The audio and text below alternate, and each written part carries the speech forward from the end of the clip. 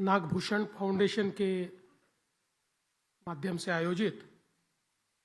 नागभूषण पुरस्कार और युवा नागभूषण पुरस्कार के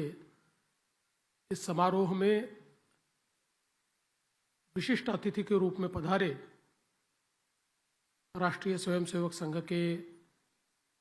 सरसंघ चालक परम पूजनीय मोहन जी भागवत, हम सभी के लाडले नेता मार्गदर्शक केंद्रीय मंत्री नितिन जी गडकरी, मेरे सहयोगी राज्य मंत्री आशीष जी जायसवाल, मंच पर उपस्थित आज के सत्कार मूर्ति आदरणीय श्री सत्यनारायण नुवाल जी, युवा नागभूषण दक्ष खंते जी, श्री अजय संचेती जी, विलास काळे जी, निशान गांधी जी, सतीश गोयल जी, नागभूषण फाउंडेशन के सभी पदाधिकारी और यहाँ पर उपस्थित सभी बहनों और भाइयों, आज ये बहुत ही हर्ष की बात है कि नागभूषण फाउंडेशन की ओर से हमारे नागपुर का नाम, हमारे नागपुर की शान, जिन्होंने देश में और विश्व में बढ़ाई, ऐसे दो सुपुत्रों का सम्मान आज यहाँ पर हो रहा है। और विशेष रूप से मुझे इस बात की खुशी है कि सत्यनारायण नुवाल जी, जिन्होंने अभी अपनी जीवनी का बखान भी यहाँ पर किया है, विपरीत परिस्थिति से गुजरते हुए कोई व्यक्ति अपने मेहनत के बलबूते पर किस प्रकार का कार्य कर सकता है, ये उन्होंने हम सभी को इस उनके जीवन पट के माध्यम से बताया है। और विशेष रूप से वे हमेशा जब अपने जीवन के बारे में बताते हैं तो केवल सफलता के बारे में नहीं बताते, जहां कठिनाइयां आई, जहां पर फेलियर्स आए, ऐसी सभी चीजें वो हमेशा कहते हैं। और किस प्रकार से आवश्यकता पड़ी तो प्लेटफॉर्म पर भी सोकर उन्होंने अपने जीवन को दिशा देने का प्रयास किया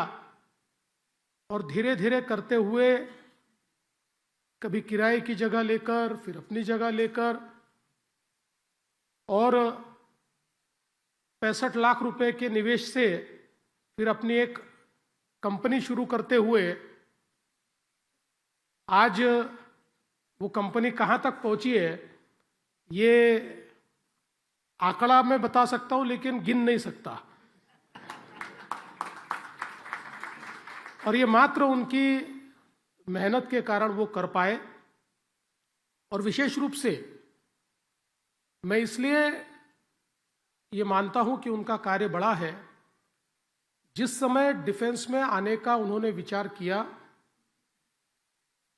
उस समय कोई ये मानता ही नहीं था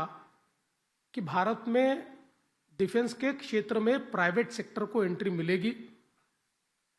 विशेष रूप से हम सभी लोग जानते हैं कि जिनसे हम बहुत ज़्यादा इंपोर्ट करते थे, उनकी लॉबीज भी इतनी स्ट्रांग थी कि पुरानी सरकारों में कई बार इस प्रकार का विचार होता था, लेकिन उस विचार को समाप्त करने की ताकत उन लोगों में होती थी। और उसके चलते ऐसे जहां पर सामने कुछ दिखाई नहीं देता हो, मंजिल क्या है पता न हो, बावजूद उसके दृढ़ता के साथ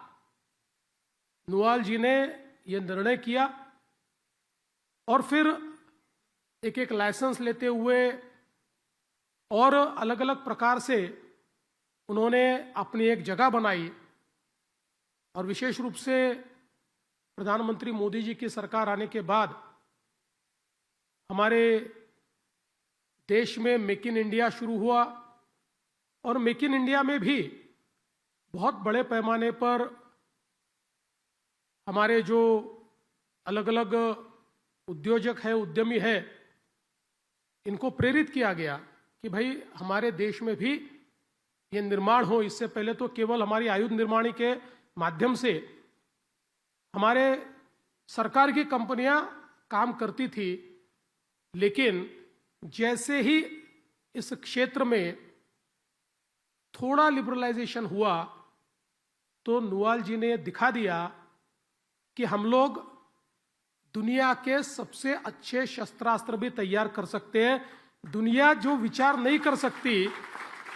उस प्रकार के वॉरहेड्स भी तैयार कर सकते हैं। और दुनिया जिस टेक्नोलॉजी को केवल 2-4 देशों की बपोती मानता था, ऐसी सारी टेक्नोलॉजीज को सोलर में तैयार करने का काम। और चूंकि उन्होंने एक बात यहां पर कही है कि डिफेंस का मामला है, सारी चीजें वो कह नहीं सकते, पर मैं इतना जरूर कह सकता हूं कि कई चीजें वो ऐसी तैयार कर रहे हैं जो आज किसी देश के पास नहीं है, जो पहली बार हमारे देश में बनेगी और हमारे नागपुर में सोलर इंडस्ट्री में बनेगी। तो मुझे लगता है कि देश की रक्षा के लिए और विशेष रूप से ऑपरेशन सिंदूर में भी सोलर इंडस्ट्री की एक बहुत अहम भूमिका रही है। ये भी यहाँ पर आप सभी को बताना, मैं ऐसा मानता हूँ, बहुत महत्वपूर्ण है। इसलिए राष्ट्र की सेवा करने वाले, राष्ट्र की रक्षा में जिन्होंने योगदान दिया है, ऐसे व्यक्ति का सत्कार अगर करना है तो राष्ट्रवाद के सबसे बड़े पुरोधा जो है उनके ही हाथों से वो हो सकता था। इसलिए मैं नागभूषण फाउंडेशन को धन्यवाद देना चाहूंगा कि आपने परम पूजनीय सरसंघ चालक जी को यहाँ पर निमंत्रित किया। मैं ऐसा मानता हूं कि सही कार्य के लिए सही हाथों से पुरस्कार ये नुआल जी को आज यहाँ पर प्राप्त हुआ है। और मुझे विश्वास है कि वैसे तो नुआल जी को देश का सर्वोच्च पुरस्कार मिल गया, पद्मश्री, लेकिन अपने घर का जो पुरस्कार होता है उसकी कीमत भी अलग होती है, उसका महत्व भी अलग होता है। और अजय भैया ने धीरे से मेरे कान में बताया कि पहले हमने नागभूषण घोषित किया था, उसके बाद पद्मश्री मिला।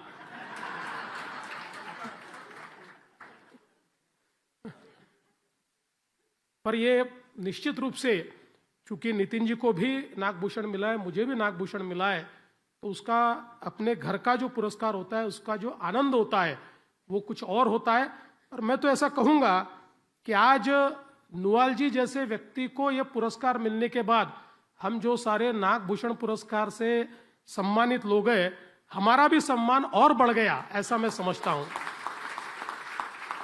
आज विशेष रूप से जो युवा पुरस्कार हमारे